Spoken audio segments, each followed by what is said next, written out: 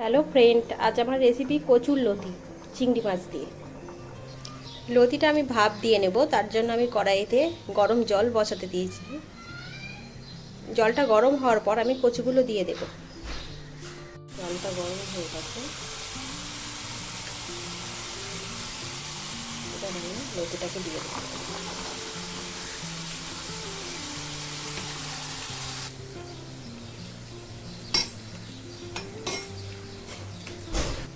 আমাদের লতিটা ভাপ দিয়ে নেওয়া হয়ে গেছে, এবার আমি এটা নামিয়ে দেব।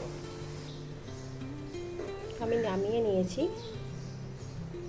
এখানে আমি এই সাইজের চিংড়ি মাছটা নিয়েছি, তবে এর থেকে ছোট সাইজ হলে বেশি ভালো হয়, কিন্তু আমার কাছে ছিল না ছোট সাইজটা, তাই আমি এই সাইজটাই নিয়েছি।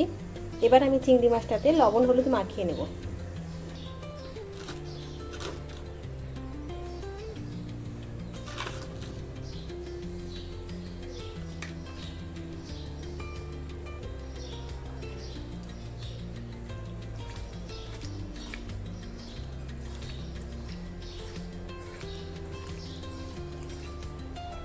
আমার লবণ হলুদ মাখানো হয়ে গেছে।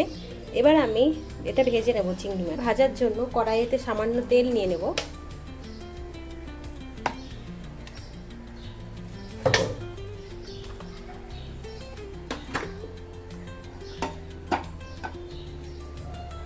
দেখুন আমাদের তেলটা গরম হয়ে গেছে, এবার আমি চিংড়ি মাছটা দিয়ে দেব।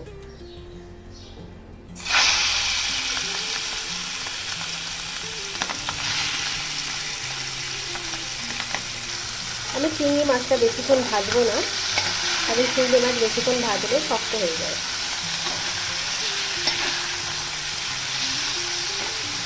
আমাদের চিংড়ি মাছটা ভাজা হয়ে গেছে, এবার আমি চিংড়ি মাছটা নামিয়ে নেব। আমি চিংড়ি মাছটা নামিয়ে নিয়েছি। এবার আমি কড়াইয়ে আর একটু সামান্য তেল দিয়ে দেব। দিয়ে দিলাম কড়াইতে তেল।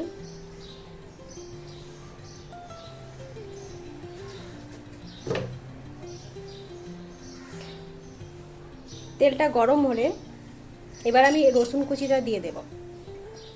আমাদের তেলটা গরম হয়ে গেছে,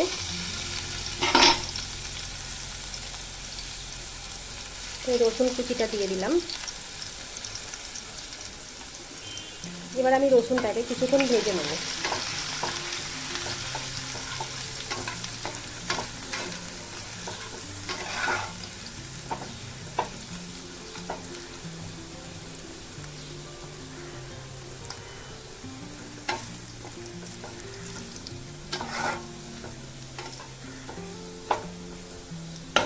আমাদের রসুনটা হালকা ব্রাউন হয়ে গেছে, এবার আমি পেঁয়াজ আর কাঁচা লঙ্কা চেরা দিয়ে দেবো।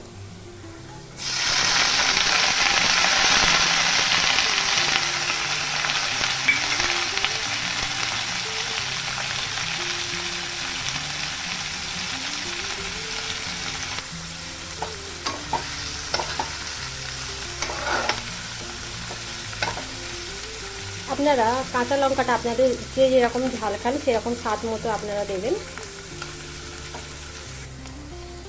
আমাদের পেঁয়াজটা ব্রাউন হয়ে গেছে, এরই মাঝে আমি তেলে কালো জিরে দিয়েছিলাম। এটা আপনারা প্রথমেও দিতে পারেন। ফোড়নে দিয়ে দিলাম লতিটা।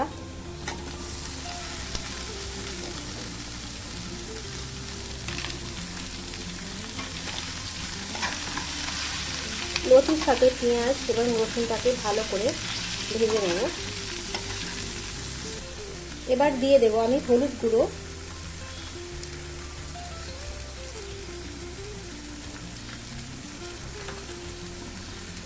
এবং লবণ। লবণ আপনারা আপনাদের স্বাদ মতো দেবেন।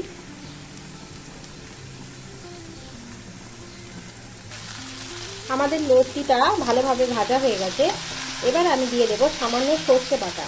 আমি সামান্য সর্ষে এবং 2-3টি কাঁচা লঙ্কাকে একসাথে বেটে নিয়েছি, সেটাই দিয়ে দেবো। এবার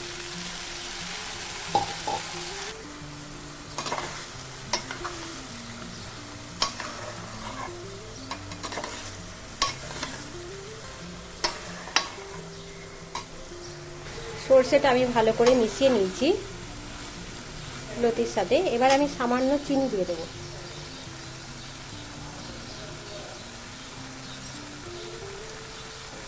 আর দিয়ে দেব ভেজে রাখা চিংড়ি মাছ।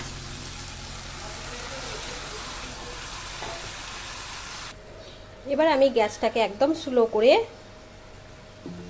ঢেকে দেব কড়াইটা।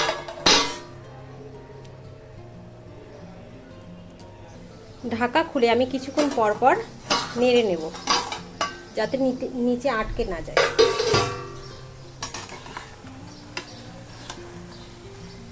দেখুন আমাদের মশলা থেকে হালকা জল বেরিয়েছে, তাই আমি আর অন্য কোনো জল দেব না। আপনারা চাইলে সামান্য জল দিতে পারেন।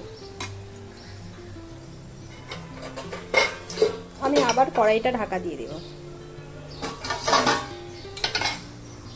আমি আবার একবার নেড়ে নেব।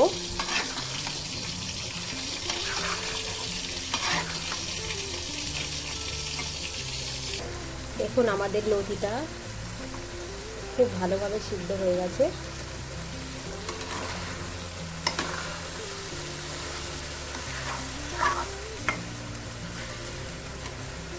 এবার আমি এটাকে আরেকটু শুকিয়ে নেব। আমি শুকিয়ে নিয়েছি। এবার আমি অন্য একটি পাত্রে এটা ঢেলে নেব। আপনারা এরকমভাবে বানিয়ে দেখবেন, ভালো লাগবে। আমি এই রান্নাটা আমার মাসি শাশুড়ির কাছ থেকে শিখেছিলাম। আমি বিয়ের আগে আমি এটা খেতামও না, চিনতামই না। আমার এটা খেয়ে খুব ভালো লেগেছিল, তাই আপনাদের সাথে শেয়ার করলাম। আপনাদেরও যদি ভালো লেগে থাকে আপনারা লাইক, কমেন্ট এবং শেয়ার করে দেবেন।